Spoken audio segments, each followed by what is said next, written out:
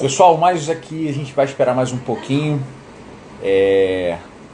Faltam 2 minutos, eu estou aqui com o Henrique Anquioff. Obrigado, Henrique. Eu que agradeço. Pela oportunidade de estar aqui conversando com vocês. Henrique, esse é um projeto que a gente está fazendo no gabinete para... Fecha a porta, por favor, aí.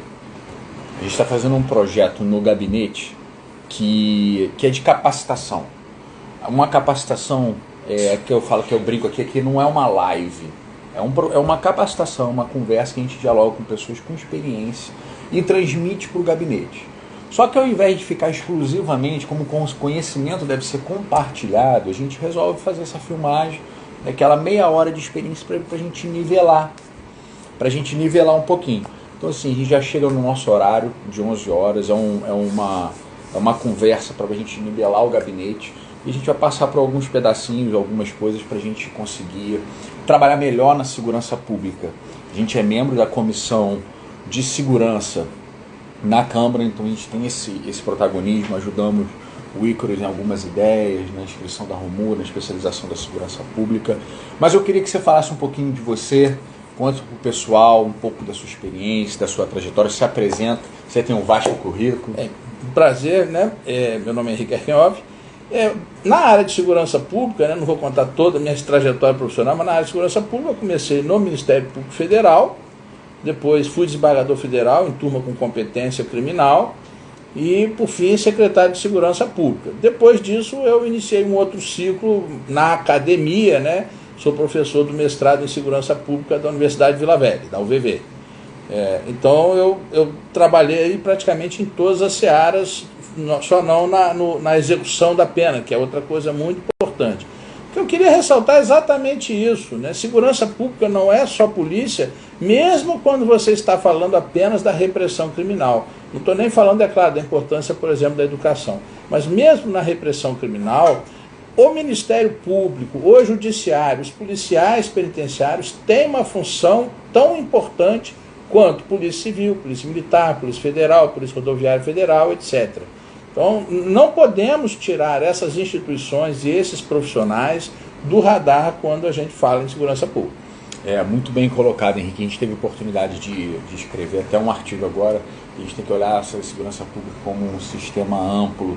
A gente teve um episódio agora em Vitória que deslocaram algumas lideranças de alguns movimentos, isso para presídios federais, e desencadeou uma guerra que em Vitória que resultou em 14 mortes, o índice de agosto disparou. A gente faz até esse processo, esse apelo para as autoridades que estão nos ouvindo. Henrique, você teve a oportunidade de passar pela Secretaria de Segurança Pública do Estado, então você conhece a dinâmica da segurança pública do Estado. Gostaria que você falasse um pouquinho para a gente as dificuldades da gestão da segurança pública, as competências da polícia, das polícias, da guarda, que muitas vezes as pessoas não têm isso claro na cabeça, porque acaba tendo uma confusão no exercício das funções. Então, para você comentar um pouquinho, explicar para o pessoal, porque é algo que é extremamente jurídico, a pessoa tem que ter um conhecimento aprofundado para saber o que cada órgão, o que cada agente faz no seu dia a dia. Bem, em primeiro lugar, então vamos separar aqui, né? A Polícia Militar, que o pessoal conhece mais, é aquela responsável pelo patrulhamento preventivo e ostensivo, principalmente. É claro que ela também tem serviço de inteligência, é claro que ela faz outras coisas, mas a missão principal dela na segurança pública é o patrulhamento. A Polícia Civil, a principal função, então também ela faz outras coisas, mas a principal função é a coleta de provas e a formalização das provas para que o Ministério Público possa fazer uma acusação criminal. A Polícia Federal faz esse trabalho em relação aos crimes cometidos contra a União. Ela tem várias outras atribuições, mas infelizmente o efetivo dela é absurdamente pequeno, então ela não consegue ocupar, não tem a menor condição de desempenhar todas as tarefas que a Constituição deu para ela. O aumento de efetivo na Polícia Federal é absolutamente urgente. Temos também a Polícia Rodoviária Federal, que faz o patrulhamento preventivo das rodovias, e agora, recentemente, finalmente as pessoas começaram a entender que o trabalhador do sistema carcerário, aquele que está lá no presídio, vigiando o criminoso, é um profissional da segurança pública, foi recentemente integrado pela Constituição na segurança pública. E isso é importantíssimo, porque, olha, no filme, né, em Hollywood, o filme acaba quando o criminoso é preso. Mas na vida real isso está só começando, ele ainda precisa ser acusado, julgado, condenado, e depois precisa cumprir a pena, precisa ser vigiado dentro da pena. Né? Então, se você não tiver um sistema carcerário funcionando, todo o trabalho das polícias, do Ministério Público e do Judiciário é jogado fora. Isso aí a gente vê que o sistema é complexo. Eu acabo fazendo um adendo na sua fala, Henrique, resgatando um pouquinho que a gente teve oportunidade de trabalhar no IASES, que é o Instituto Socioeducativo do Estado do Espírito Santo, que cuida do menor, do adolescente em conflito com a lei. O adolescente não comete crime, pelo direito ele comete ato infracional e ele acaba também parando no sistema. Quando a gente chegou lá, havia uma contradição entre eles estarem numa colônia de férias, com uma parte de um paternalismo e outra parte de uma segregação muito grande. Então são dois extremos que foram ruins. A gente consegue fazer esse trabalho e eliminar as rebeliões, está até hoje sem rebelião, e também enaltecer a polícia penal. Já tem uma emenda, uma PEC, uma constitucional, foi proposta na época pelo deputado Pasolini, hoje prefeito Pasolini, que está em tramitação na Assembleia. A gente espera que passe logo para conseguir trazer uma lei orgânica mais forte para eles, conseguirem estabilizar da forma que você chamou a atenção. A gente tem que ver o sistema de polícia como um todo. Mas agora vamos falar de gestão de segurança pública, que aí eu peço para o senhor trazer um pouco da sua experiência como secretário. Quem senta na cadeira, que é responsável por tomar as decisões, por realmente decidir do caminho seguinte, quais são os maiores desafios que o operador de segurança pública, como gestor, não como policial, ele deve enfrentar? Olha, a maior dificuldade é você estabelecer uma gestão racional e informada e estratégica da segurança pública. Por que eu estou falando isso? No Brasil não tem nada parecido com estratégia. O governo federal é quem faz as leis criminais e joga para os estaduais cumprirem, não combinam nada. Então já acabou qualquer possibilidade. Verdade. Destrói qualquer planejamento. Além disso, na verdade, a própria criação das leis penais não é feita de uma maneira sistemática. Todo dia que acontece algum crime bárbaro que choca a população, no dia seguinte tem uma nova lei penal, então não há nada, não há planejamento que sobreviva.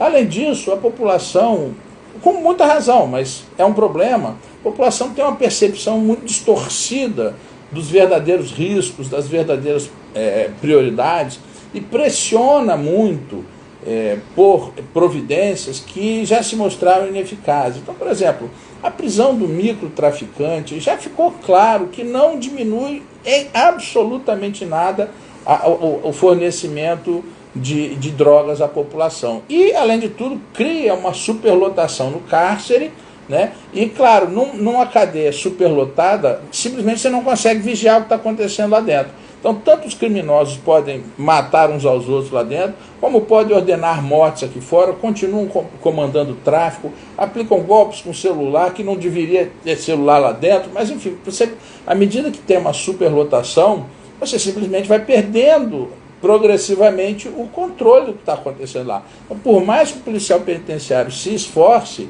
vai ficando impossível fazer o trabalho dele.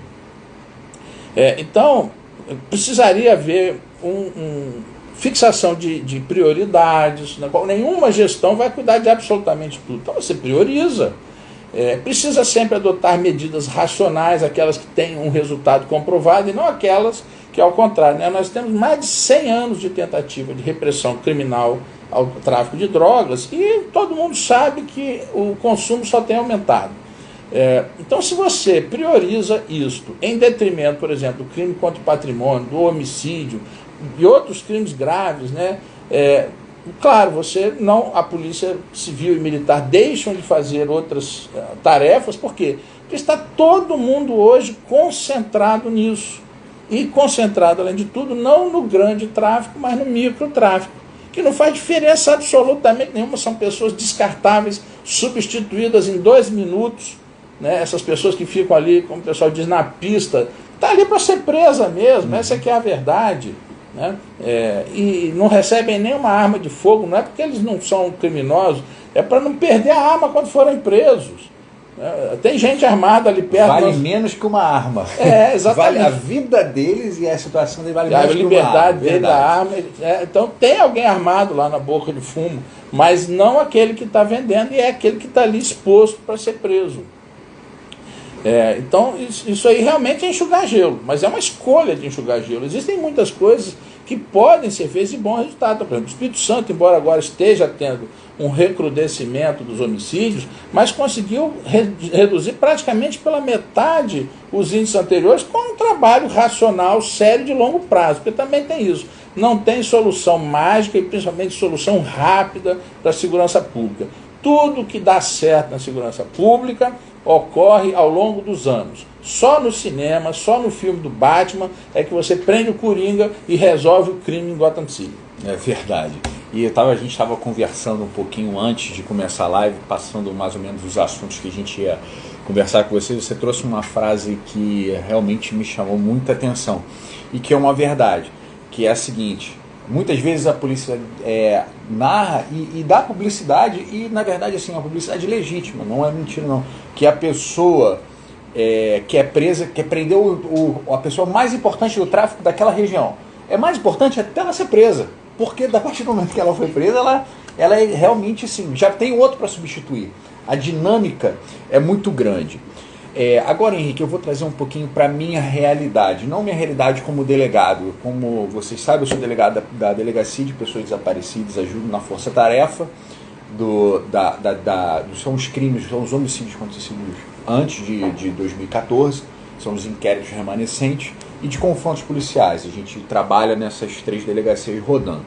Mas eu quero trazer minha realidade para a parte do município, para a parte da vereança, porque eu, como vereador, eu tenho uma atuação muito limitada no aspecto de segurança pública. O meu papel é mais de orientação, é um papel contributivo.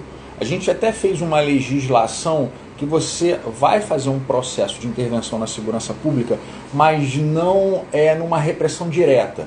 A gente fez uma legislação que possibilita a prefeitura fechar ferro-velhos que vendem fios de cobre de maneira ilícita. A gente criou um procedimento para tentar romper o ciclo criminoso. Foi como você falou, não dá para você tentar prender todos os traficantes da rua, é impossível, você vai onerar. E agora todos os nós da rua, que estão roubando cadeado, eu nunca vi um negócio desse, leva o cadeado, deixa a bicicleta. Então está todo mundo se queixando aí, tirando aquelas placas com o número de rua das casas.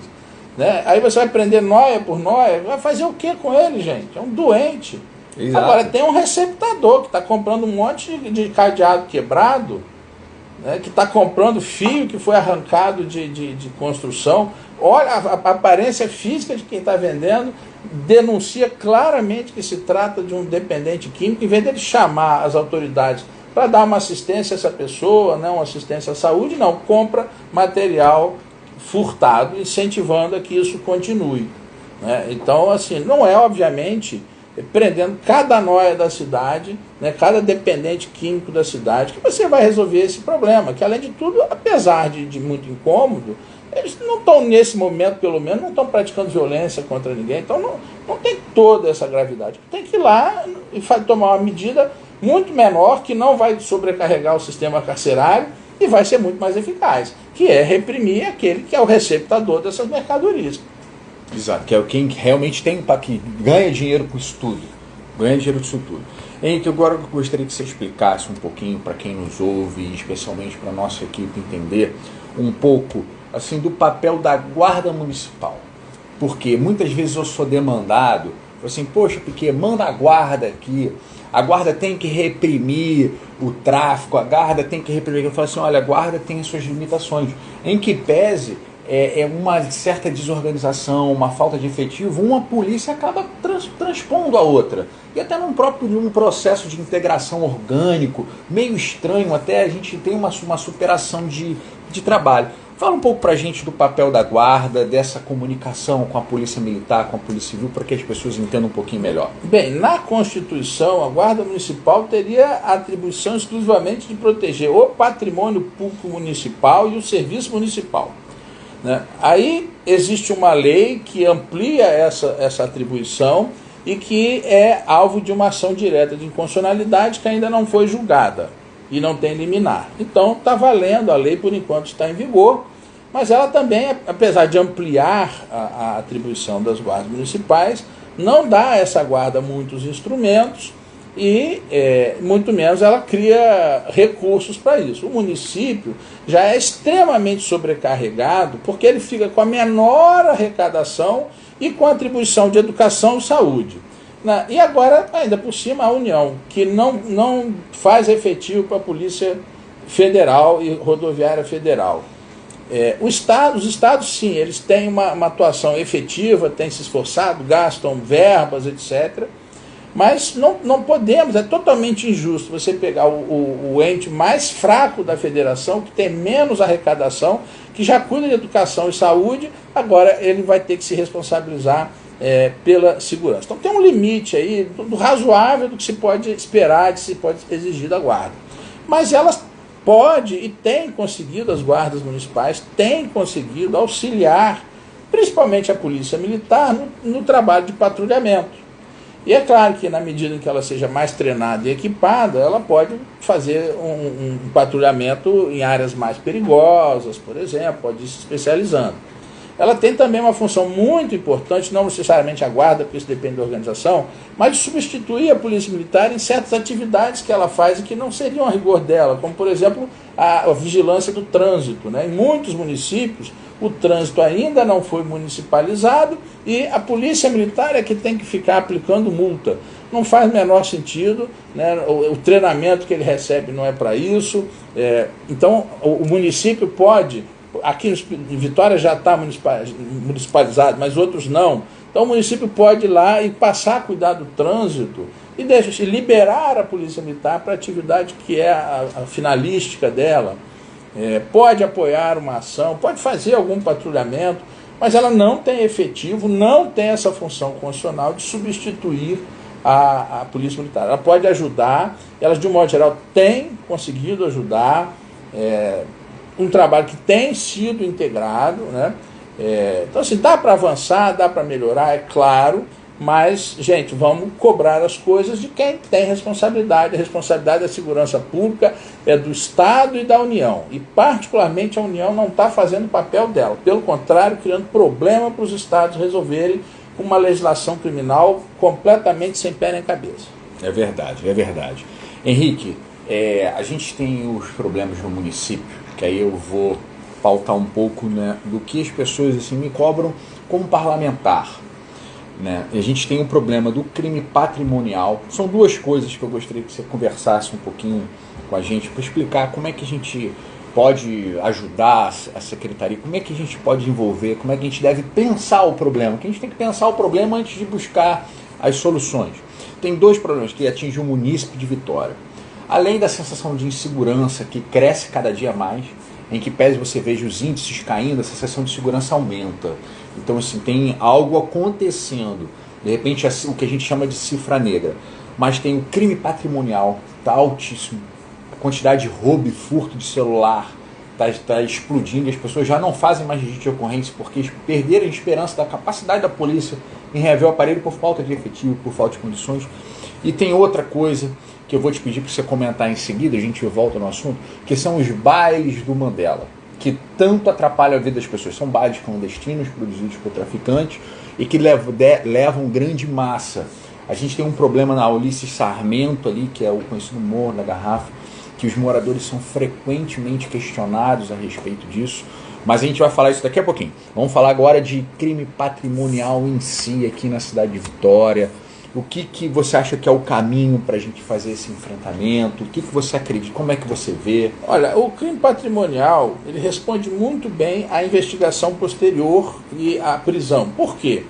Porque, embora, claro, como eu disse, tem um monte aí de dependente químico cometendo pequenos furtos, etc., mas os crimes mais violentos e os mais atuantes são de responsabilidade de um número relativamente pequeno de criminosos que estão sempre reiterando.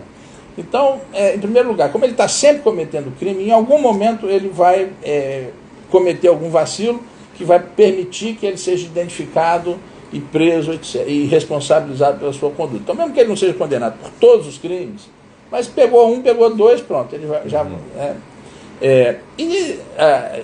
o teorema de Pareto, né, que é assim, que 80% dos crimes são cometidos por 20% dos criminosos. Então eu não preciso prender 100%. Se eu prender 20%, os 20% corretos, né, não adianta você ficar na rua prendendo nóia. Mas se você faz uma prisão seletiva direcionada para os 20% mais ativos e mais violentos, você resolve 80% do problema. Então, a Polícia Militar já faz um trabalho muito bem feito de patrulhamento, mas nós precisamos entender que ela nunca estará em todos os lugares ao mesmo tempo, e o criminoso não é bobo. É claro que ele fica ali prestando atenção onde está a polícia, onde não está, e ele vai cometer o crime em outro lugar. Então, ele apenas desloca o crime, né? Desloca de horário ou de local, mas não tem condição, a Polícia Militar não pode ser onipresente, nós também não podemos despejar nas costas do policial militar essa responsabilidade toda. Ele não é Deus. Né? Só quem está em todos os lugares ao mesmo tempo, atrás aqui do meu lado, do seu lado, é Deus. Os outros, verdade. O policial ele só está num lugar ao mesmo tempo, né? Naquele momento. Então, o que nós precisamos fazer? Assim como o homicídio reduziu no Espírito Santo, e essa redução, agora nós precisamos voltar, quer dizer, recuperar, nós precisamos quebrar essa tendência de retomada, né, dos homicídios, mas assim que isso for feito, é possível você começar também a criar uma estrutura de investigação para começar um trabalho no mesmo sentido, né? Começa a ter melhores estatísticas, que é um outro problema, nós não temos estatísticas boas sobre crimes contra o patrimônio, e começa a desenvolver estruturas e técnicas, né? E daqui a pouco você está com um trabalho nessa área tão bom quanto o que foi feito em relação aos homicídios. Né? Então, assim, a Polícia Militar está cumprindo o papel dela nesse aspecto. As guardas municipais têm tentado auxiliar nesse aspecto, mas a Polícia Civil está muito defasada, ela não está dando conta de ocupar esse espaço pela deficiência de pessoal. Ela perdeu muitos profissionais nos últimos anos, ela perdeu, acho que 30% ou 40% dos policiais se aposentaram ou passaram em outro concurso, foram embora. Então eles precisam ser repostos para a gente poder trabalhar nisso. Mas, então assim, é possível, né? Não é mágica, sempre lembrando isso, é um trabalho lento, de construir as estruturas e depois esperar o resultado disso. Mas dá para fazer um trabalho importante, principalmente porque com aquela quantidade de homicídios não dá para respirar. Agora já dá para trabalhar em outras áreas, né? Então temos que recuperar a trajetória de queda dos homicídios, mas feito isso, a próxima prioridade me parece que devem ser os crimes contra o patrimônio. É aqui que eu acho que realmente atormenta o cidadão e diminui a qualidade de vida, porque não só ele sofre um roubo, um assalto, mas ele deixa de sair à noite, deixa de jantar, de ir ao cinema, de se divertir com medo do assalto. Então a perda da qualidade de vida por conta desses crimes é muito elevada. Entendi. Vamos agora para essa questão, são 2 pontos que a gente já está caminhando para o final, já estamos indo para os 10 minutinhos no final, que é assim, esses bailes que é conhecido como baile do Mandela. São bailes muitas vezes proporcionados pela comunidade, por pessoas assim do tráfico, que dá um inchaço assim no morro e muita gente reclama de tráfico de drogas. Assim, eu acredito que a gente só vai conseguir combater isso, eu não sei se você concorda, se você acha que eu estou no caminho certo em pensar, quando a gente começar a dar alternativa para a população. Fomentar atividades culturais para que as pessoas não frequentem o baile do Mandela, e sim frequentem o baile da prefeitura.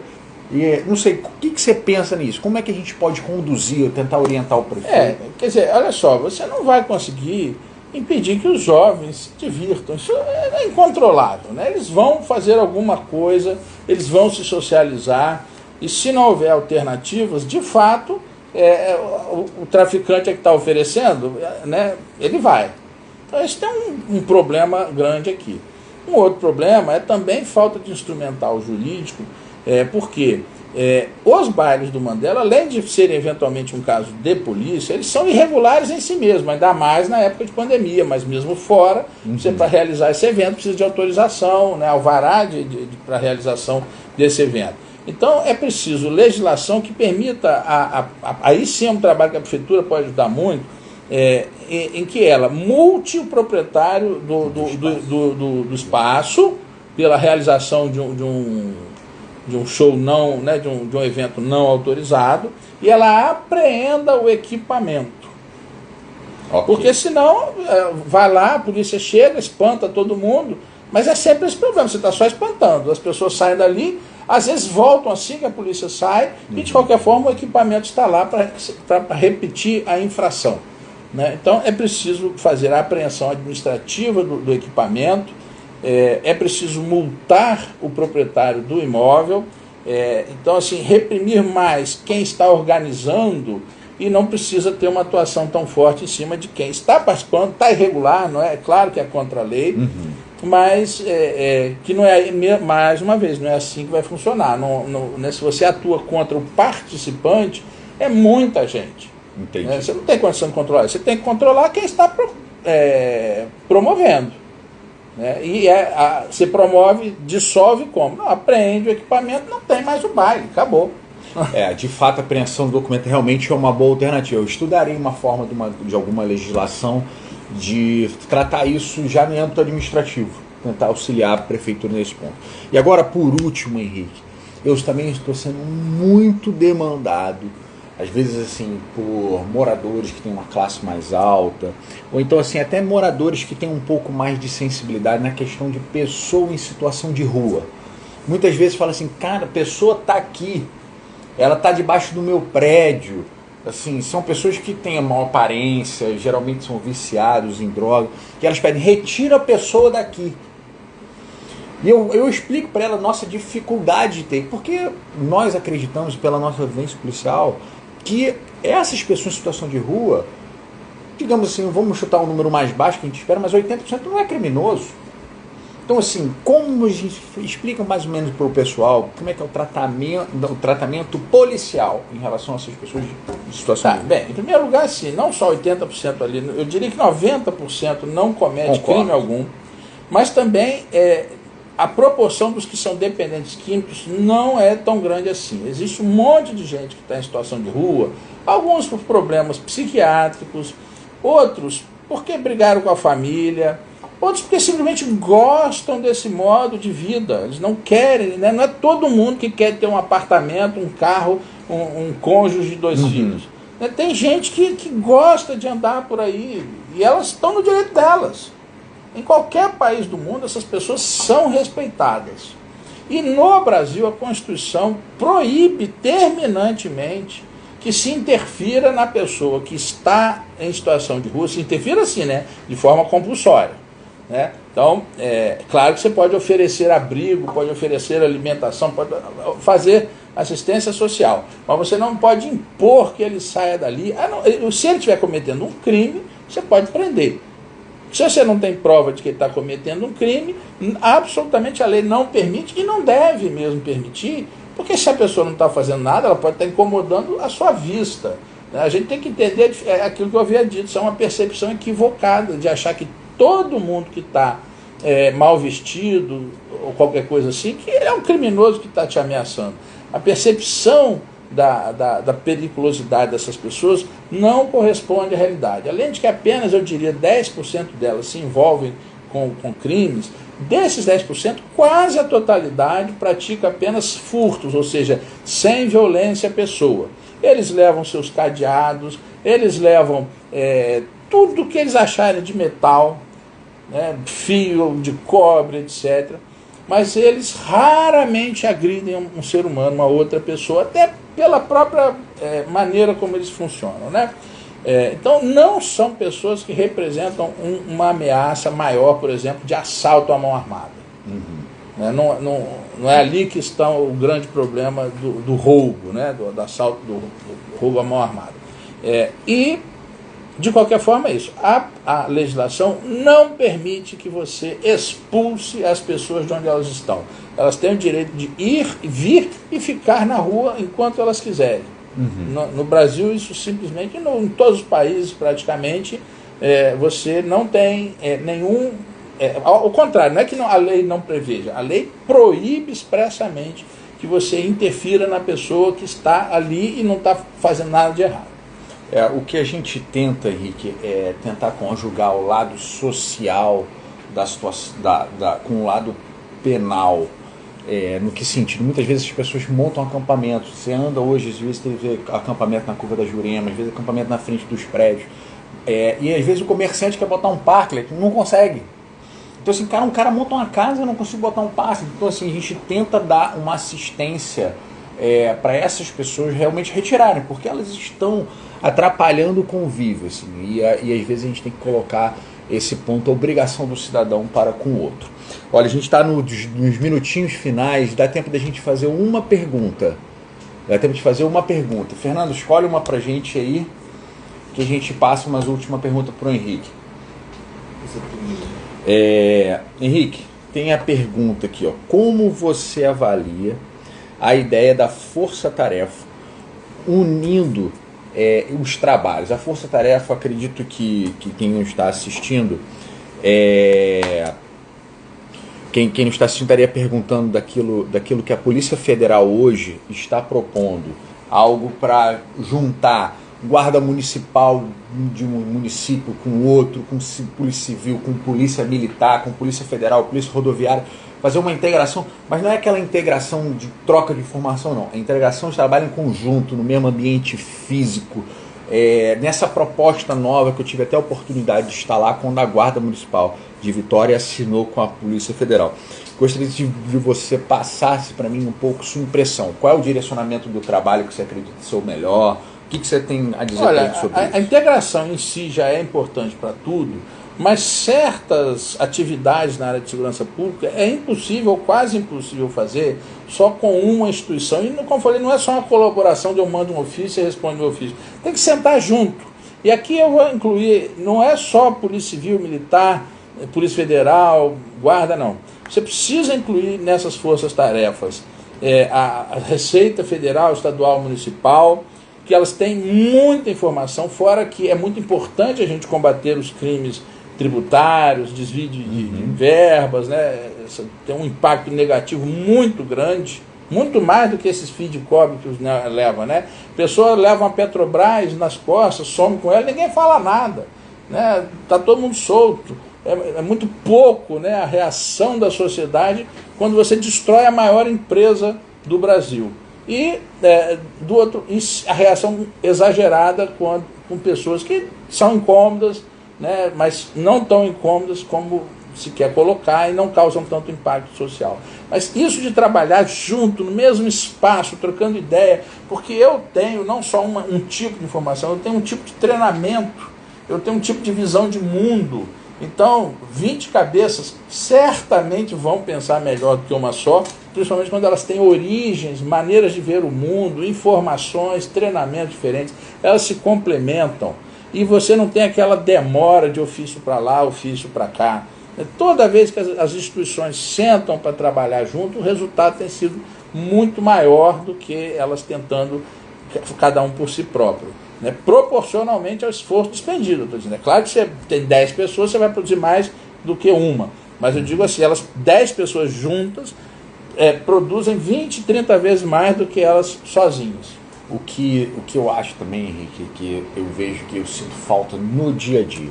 Quando você cria essa força-tarefa, se você precisar de um apoio com qualquer uma dessas unidades, você tem um policial referência que está lá. Então você liga para um colega da sua instituição que consulta alguém que esteja trabalhando com ele. Aconteceu isso, a gente foi prender, saiu um mandado de prisão temporária nosso, surgiu uma operação da homicídio de noite, acabaram que os policiais efetivos, eu precisei da ajuda da Guarda Municipal da Serra, isso foi ontem. E assim, a gente perde essa referência. Quem tem a referência dos contatos para a gente fazer uma relação institucional? Cada delegado tem que trabalhar sozinho. Isso é o que a gente chama de oficial de ligação. Né? Quer dizer, é aquele ponto de referência em cada instituição tem o seu ponto focal que difunde para o restante da instituição e eles se falam entre si. Se não, é como eu disse, há uma cooperação sim, mas se for na base do ofício para lá, ofício para cá, você não vai resolver nada e segurança pública, tudo tem um tempo muito corrido, né? Você precisa tomar as providências agora, amanhã o ladrão já foi embora. Verdade. Henrique, olha, o nosso tempo já esgotou, já passamos 5 minutos. É uma felicidade estar aqui.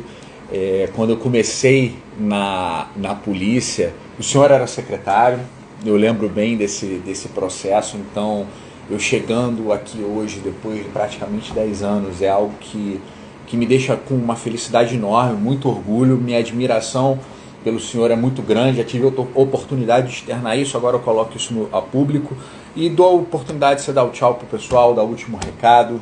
Não, tá joia. Eu quero agradecer a honra aqui de estar participando e também, pessoalmente, a atenção de quem nos está assistindo, né? Eu agradeço todo mundo que nos assiste, como eu falei, o Diálogo com a Experiência é um projeto para capacitar o pessoal do gabinete, que a gente abre para que todos consigam assistir um pouco desse processo de capacitação. O conhecimento é para ser difundido. Henrique, muito obrigado, meu amigo. Fique com Deus. Você que nos assiste, até logo. Uma ótima tarde para vocês.